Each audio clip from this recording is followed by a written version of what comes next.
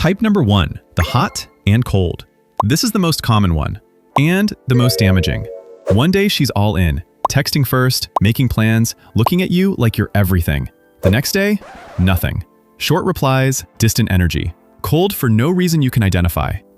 So you panic. You try harder. You text more. You ask what's wrong. And somehow, the more you chase, the colder she gets. Then just when you're about to give up, she comes back warm again, and you feel relieved, like you won something. But here's what's actually happening. This isn't a personality quirk. This is a pattern. Psychologists call it intermittent reinforcement, the same psychological mechanism behind gambling addiction. Unpredictable rewards create stronger emotional dependency than consistent ones. When someone is warm, then cold, then warm again, your brain doesn't detach, it obsesses. It keeps trying to figure out what you did wrong, what you need to do to get the warmth back. And that obsession gets mistaken for love. It's not love. It's your nervous system trying to solve an unsolvable problem. The sign to watch for: if you feel more anxious than happy in the early stages, if you're constantly trying to read her mood, that anxiety is telling you something. Healthy attraction feels warm and relatively consistent. This doesn't. Type number 2, the constant victim. She has a story. Actually, she has many stories. Every ex was a narcissist. Every friend eventually betrayed her. Every job had a toxic boss. Every situation somehow ended with someone else being wrong. And at first, you feel for her. You listen, you validate, you try to help. But here's what you'll eventually notice. Nothing ever changes. Because the one common denominator in every story, the only thing that never gets examined, is her. This isn't about having a hard life. Plenty of people have hard lives and still take responsibility. This is about a pattern of externalizing. Nothing is ever her fault. Nothing is ever in her control. And anyone who suggests otherwise becomes the next villain in her story, including you, eventually.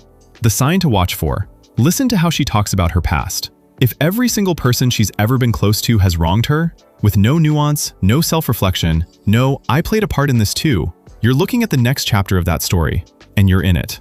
Type number 3, the emotional vampire. She doesn't take your energy dramatically. She takes it slowly. Every conversation somehow circles back to her problems. Every time you share something about your life, it becomes a launching pad for something about hers.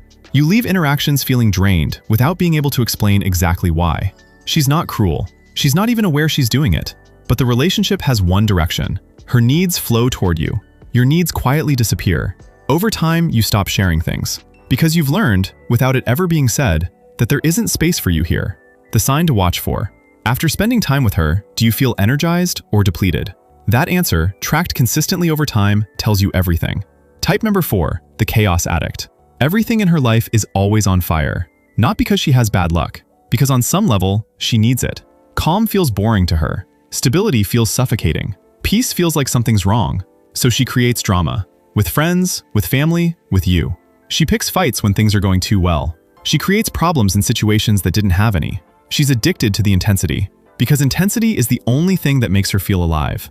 And in the beginning, that intensity feels like passion. But passion builds something. Chaos destroys it. The sign to watch for: is there always something wrong?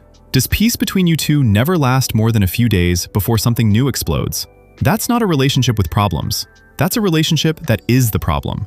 Type number 5, the attention collector. She's not looking for a relationship. She's looking for an audience. She wants your attention. She wants his attention. She wants everyone's attention. Not because she's vain, but because without constant external validation, something inside her doesn't feel okay, and you will never be enough. Not because you're not good enough, but because one person can never fill a void that size. You'll give her everything. She'll enjoy it briefly, then look for the next source. The sign to watch for: watch how she behaves when she's not getting attention. Does she get anxious? Provocative? Does she manufacture situations that force people to focus on her? That need doesn't disappear in a relationship. It just redirects, and eventually, toward people who aren't you. Type number 6, the unhealed wound. She's not over someone. Maybe she says she is. Maybe she genuinely believes she is, but his name comes up too often. She compares situations to what he used to do. She reacts to things in ways that have nothing to do with you, but everything to do with him. You're not a partner, you're a distraction, a warm body in the space between who she lost and who she hasn't found yet. And no matter how good you are to her, you can't compete with a ghost, because the ghost isn't real anymore. It's a memory she's edited, polished, made perfect in hindsight. You're real. Real means flawed. Real means she can compare, and she will. The sign to watch for: How does she talk about her last relationship? Not what she says, but how much space it takes up. If it's still the center of her emotional world, she's not ready for you. Type number 7, the scorekeeper. She remembers everything. Every time you were 5 minutes late, every time you forgot something small, every argument you thought was resolved. Nothing is ever fully forgiven. It's filed. And when the next disagreement comes, everything comes back out. 3 months ago, 6 months ago, last year, all of it back on the table. Because for her, conflicts don't end. They just go underground until the next one. The sign to watch for. Pay attention to how she handles resolution. After an argument ends, does she actually move on? Or does she go quiet in a way that feels like storage, not peace? That silence isn't forgiveness. It's inventory. Type number 8, the passive aggressor. She never tells you what's wrong. You ask, she says, I'm fine. You push a little, she says, it's nothing. You move on. And then, the cold shoulder. The one-word answers. The sigh that means something, but apparently means nothing. You spend the entire relationship trying to decode what you did wrong without ever being told. Because telling you directly would require vulnerability. And vulnerability feels too risky. So instead, she punishes. Quietly. Plausibly. In a way she can always deny. The sign to watch for. Does she communicate problems directly? Or do you always have to figure it out from her behavior? A relationship where you're constantly guessing is a relationship where you'll never win. Because you're playing a game where only she knows the rules. Type number 9, the trophy hunter. She's not interested in who you are. She's interested in what you represent. Your job, your status, your lifestyle. What being with you says about her. Everything is fine as long as you're performing. As long as you're impressive. As long as the image holds. But the moment things get hard, real hard, not surface hard, she's gone. Because she never signed up for the real you. She signed up for the version of you that made her look good. The sign to watch for. Does she ask about you? Or about your achievements? Does she want to know who you are when nobody's watching? Or only who you are when someone is? Type number 10, the one who makes you feel like you're never enough.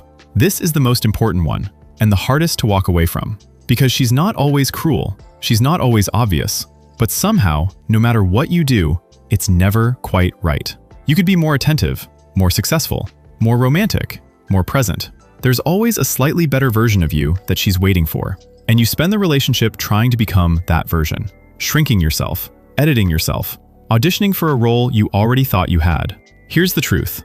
The right person doesn't make you feel like a work in progress that never quite gets finished. They make you feel like enough while still making you want to be better.